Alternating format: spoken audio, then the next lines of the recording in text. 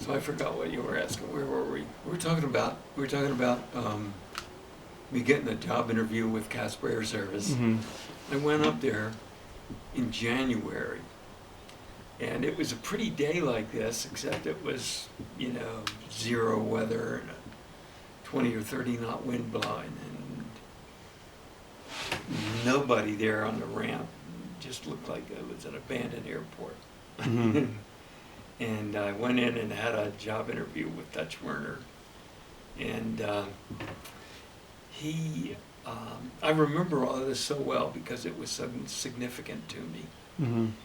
He said, well, my son works in Denver for Combs Aviation, or maybe he didn't. My son works in Denver, he said, flying airplanes out of Denver, and I'd like him to speak with you too.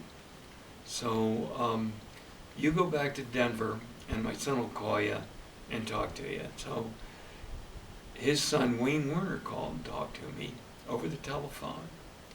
And, Wayne and I hit it off, and he was comfortable with that. And he knew the people I'd been working for at Clinton Aviation, and he knew they were good, and they wouldn't have stuck with me for so many years without knowing me so well. I imagine he talked to some of them too. Mm-hmm. I got good recommendations, and so I got hired at Casper Air Service and went back full-time work as a flight instructor for those folks. And because of the climate and the weather and the type of customers they had and the sparse population and the dependency on airplanes, they had a much more serious, less recreational, more business, customer-oriented clientele than what I was used to at Clinton Aviation. And they put me to work up there, and I was working for 4 bosses at once. Dutch Werner, and then Wayne Werner came back to work there, a guy named Bob Bottom, and actually 5. Bob Bottom, the chief pilot, and a guy named George Roselle, who was the chief pilot, and a guy named Ken McCune, who was the chief flight instructor.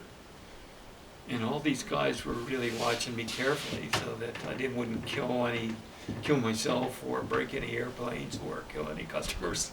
Mm-hmm. I mean, they were serious. The weather was serious, and so they needed serious, good people with good judgment to work for them. They were very particular about who they hired, and they hired me. I'm proud of that. Hmm. But I went to work for Casper Air Service shortly thereafter, and Mom moved up to Casper, and a whole bunch of things happened at once up there.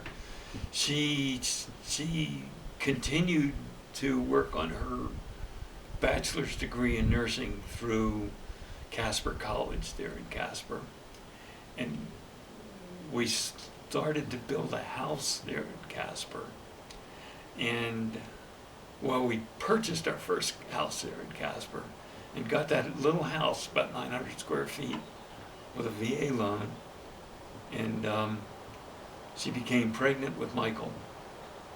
All 3 of those events at the same time. Was it a planned pregnancy? Yes. Okay. Yeah. And life went on there for 3 years. We built another house and moved into it. It's a nice little house with a nice floor plan. So where did Mom get her bachelor's in nursing? She ended up getting her bachelor's in nursing from Marshall University. Oh. The rest of the Casper Air Service story is that when Michael came along, it could have been you. We felt like we were so far from the rest of the family that we'd never see him, and it wouldn't be fair to you to never know your cousins and your aunts and your uncles. And so I started looking for a job within a day's drive of family in Hazleton and family in Baltimore. Mm-hmm. And when I answered an ad for Ashland Oil in Ashland, Kentucky, I actually took out a map and and measured the distance between Ashland and your family, your relatives, and it was just under the 500-mile day travel limit Uh-huh. that we were willing to to tolerate. And how many years do you live in Casper? We lived in Casper for 3 years, and it was a wild 3 years. I was having the time of my life, but I was working 50 hours a week, 6 days a week, Mm-hmm. and Mom was without me for that time because I was working continuously. Heck, you need to ask Mom these questions to get her viewpoint, her answers too. But I'd come home from working all day, and the snow was so heavy that I'd have to shovel the driveway to get to get the car off the street, Mm-hmm. and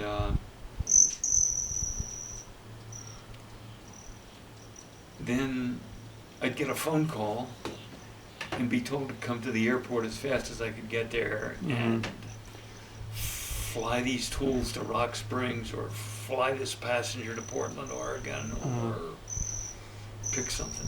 Do you think you could have gotten a job in Denver? Was it was either Casper Air Service or what was the other one? The Denver Regional Transportation District. I probably could have, but they didn't act like they were strongly interested. And I had a kind of a bad attitude for working for big organizations that were Okay. kind of, at the time, structured. They were pretty impersonal Mm-hmm. and structured and not necessarily a good fit for me.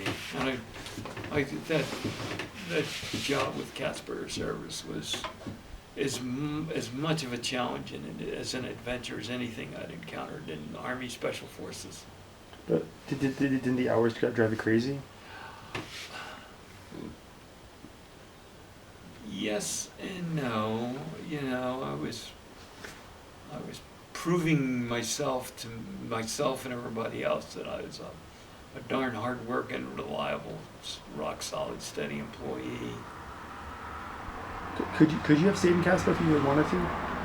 Yeah, but the thing is, the economy was going bad in Casper. The Casper Air Service serves mostly the oil patch, the oil exploration and production companies, and the pipeline companies, and the coal companies, and all the government agencies that had to inspect all their work. And everything was spread out, it was either ride with us for an hour or two, or travel all day and get a motel room and get to work the next day. So every time somebody took a trip with us, they could save 2 days travel time. And they were so dependent on us, and they chose us because they could trust guys like me to take care of them and their equipment. And it was essentially their livelihood. So there was plenty of demand for the work until, in the early 70s, the business history and oil history kind of changed, and it took down Casper Air Service with things like fuel shortages and just a loss of customers. Things just slowed down. And I was pretty lucky to get out of there when I did, because everybody else had stayed there. They had to cut their workforce probably in half. And the weather there was just brutal, wasn't it? I'm one of these goofy people who is proud of the fact that he can endure brutal weather. How did Mom handle it? Great, she likes weather. What would You've you seen her. guys She do goes for camping what would in you the- guys do for fun in Wyoming? Like go on trips or in the summer or whatever? You know what? We were so busy raising an infant and getting our house built, and and working hard because the work was there and we could do it, and getting her education, that honestly we didn't do much partying. Your mom really was good about making sure that we got out and did stuff. One of the neat things we did was drive from Casper, Wyoming to Thermopolis, Wyoming. In the wintertime, in January, on snowy roads, to go to a hot spring swimming pool in Thermopolis, Wyoming. Hmm. So your mom and I would take Michael over there, and we'd go swimming in a hot spring swimming pool. How far was that? Oh, gee, don't remember. It's a couple hours drive. Okay. Drive west to Shoshone and north through a mountain past and into the Bighorn Basin and into Thermopolis. So, other than Kentucky, were there other places that you had thought about moving to? No. Oh, when we decided to move from Casper? Yeah. No, it was going to be someplace within 500 miles of the. And Kentucky was the first one. You just happened to. How'd you even find the ad? Like where? There's a publication called Trade a Plane, and in that, in addition to being a place to buy and sell airplanes, it has an employment section Mm-hmm. where people are looking for pilots, and pilots are looking for jobs, and it's a matchmaking tool between the job seekers and the job needers, or the employee seekers. And you were just looking through it, and the first one you saw was Ashland? No, I was, for months I was looking and keeping an eye out and trade a plane. In fact, the people in Casper Air Service helped me look for a job because they knew my situation and that I wasn't quitting and I wasn't leaving them high and dry. And okay. And what did Mom think about? Just let them go. Okay, they're going far enough. Aren't they? Did they stop? What did Mom think of Kentucky?